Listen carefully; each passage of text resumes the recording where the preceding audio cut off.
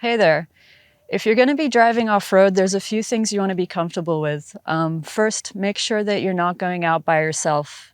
You want to have people with you in case things don't go to plan.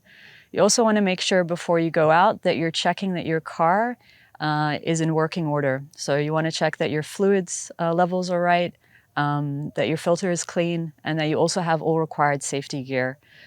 In order to set up your car for the drive, you want to put a safety flag on the car and also make sure that you're deflating your tires. Now I'm going to show you how to get in and out of the car and what to do as you start the drive. Let's go. All right, to get into your car, 3 is key.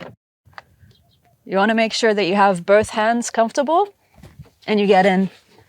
Same thing when you're getting out, make sure you have 2 points and 3rd to get out. All right, once you're in the car, you want to start by putting on your seatbelt and making sure that your chair is in the right position. Your back should be flat against the chair, and you want to make sure that your arm is at an angle. So in case anything goes wrong, you're not unable to reach the steering wheel.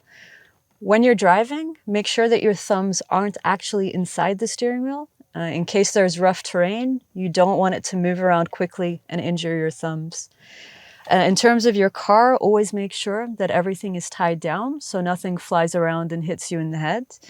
And of course, before you start driving, you want to make sure that you're engaging for high and that you switch off your traction control.